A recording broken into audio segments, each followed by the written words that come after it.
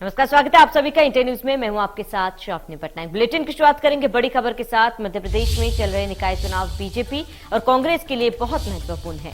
निकाय चुनाव को 2023 का सेमीफाइनल माना जा रहा है। एक तरफ निकाय चुनाव में कांग्रेस के पास होने के लिए कुछ नहीं, तो वहीं बीजेपी के पास सत्ता को कायम रखने की चुनौती है। लेकिन 16 नगर निगम सीट में से 5 सीट भी कांग्रेस जीत जाती है तो एक बड़ी उपलब्धि होगी। वर्तमान में सभी 16 नगर निगमों की सीट पर बीजेपी का कब्जा है। मध्य प्रदेश में 7 साल बाद नगरीय निकाय चुनाव और पंचायत चुनाव हो रहे हैं। ऐसे में कांग्रेस के पास मुद्दों की कमी नहीं है, लेकिन संगठन कमजोर होना, नाराजगी और गुटबाजी कांग्रेस पर भारी पड़ सकती है। इसीलिए कमलनाथ ने कहा है कि विधानसभा चुनाव का यह सेमीफाइनल मैच है।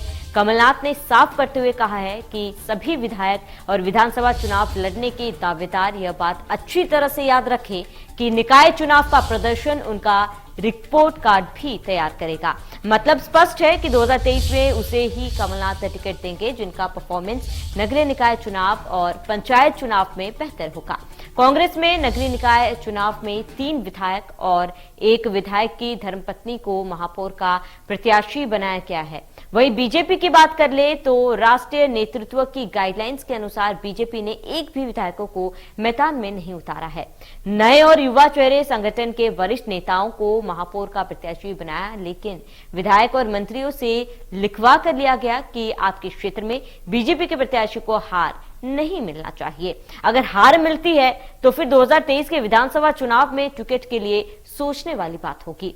मतलब साफ है कि विधायकों को एक तरफ जीत का श्रेय मिलेगा तो जीत का सेहरा बंधेगा, लेकिन अगर उनके इलाके में प्रत्याशी की हार हुई तो उसका ठिकरा भी उन्हीं के सिर पर फोड़ा जाएगा।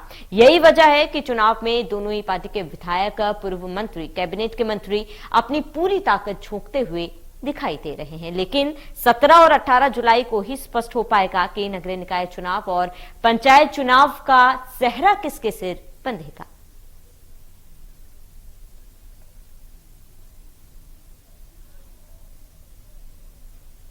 मुझे ज्यादा जानकारी के लिए संवाददाता कुलभूषण सक्सेना हमारे साथ लाइव जुड़ चुके हैं। कुलभूषण, क्योंकि एक तरीके से 2023 चुनाव का सेमीफाइनल जो है नगरीय निकाय चुनाव को माना जा रहा है, ऐसे में दोनों पार्टी में गर्मागर्मी लगातार जारी है।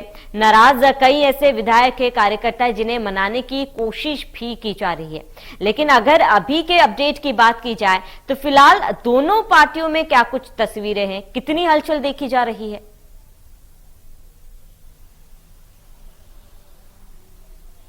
देखिए, नगरीय निकाय चुनाव को हम ये कह सकते हैं कि 2023 के विधानसभा चुनाव के पहले ये सत्ता का सेमीफाइनल मैच है।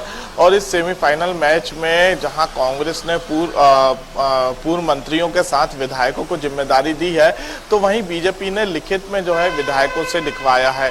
इसके साथ ही कैबिनेट के मंत्रियों को भी अपने अपने जिले और प्रभार वाले जिले की जिम्मेदारी दी है। कांग्रेस की सबसे पहले अगर हम बात करें तो कांग्रेस के पास खोने को कुछ नहीं है, सिर्फ पाने के लिए है, क्योंकि मध्य प्रदेश में वर्तमान समय में 16 नगर निगम की सीटें हैं और 16 की 16 जो है वो बीजेपी के कब्जे में है। मध्य प्रदेश में नगरीय निकाय और पंचायत चुनाव 7 साल बाद होने जा रहे हैं। ऐसी स्थिति में यहाँ पर जब कमलनाथ ने 2018 में जिम्मेदारी संभाली तो उन्होंने सिर्फ एक ही बात कहते हुए वो नजर आते थे कि हम मध्य प्रदेश में सिर्फ सर्वे के आधार में ही जो है आधार पर टिकट देंगे।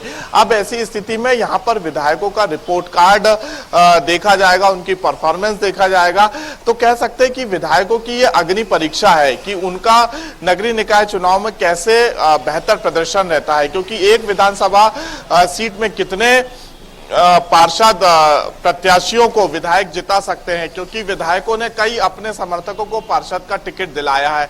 ऐसी स्थिति में कमलनाथ ने यह साफ कर दिया है कि विधायकों की जो रिपोर्ट है वो इस नगरीय निकाय चुनाव से तैयार हो जाएगी और उसके बाद सर्वे के बाद ही जो है यहाँ पर टिकट दिया जाएगा।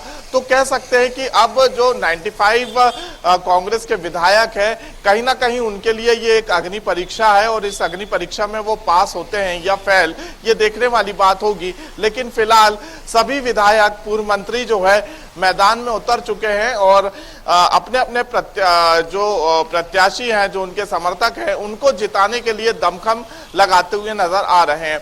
वहीं बीजेपी संगठन की बात करें तो बीजेपी कई चेहरे जो है 2023 में बदल सकती है। ऐसी स्थिति में नगरीय निकाय चुनाव में जिनका परफॉर्मेंस अच्छा होगा उन्हें जो है दोबारा मैदान में उतारा जा सकता है, क्योंकि विधायकों को महापौर का प्रत्याशी बीजेपी ने नहीं बनाया है। वहीं कांग्रेस ने 3 विधायक, एक विधायक की धर्मपत्नी को जो है मैदान में उतारा है। ऐसी स्थिति में यह देखने वाली बात होगी कि अब जहां कांग्रेस ने दिग्गज नेताओं में दांव लगाया है, तो वहीं बीजेपी ने युवा, नए चेहरे और संगठन के पदाधिकारियों को मैदान में उतारा है। हालांकि 17 और 18 जुलाई को ये स्पष्ट हो जाएगा कि सेहरा किसके सर बंधेगा, लेकिन फिलहाल दोनों ही पार्टियां जो है जोर शोर तरीके से पुरजोर मेहनत करती हुई नजर आ रही हैं और प्रचार प्रसार में काफी तेजी से जुट चुकी हैं। बिल्कुल कुलभूषण, तमाम जानकारी के लिए हमारे साथ जुटने के लिए आपका बहुत बहुत शुक्रिया। मध्य प्रदेश, छत्तीसगढ़ की हर खबर सीधे आपके मोबाइल फोन पर। अभी सब्सक्राइब करें हमारा चैनल और पाएं पल पल की खबर।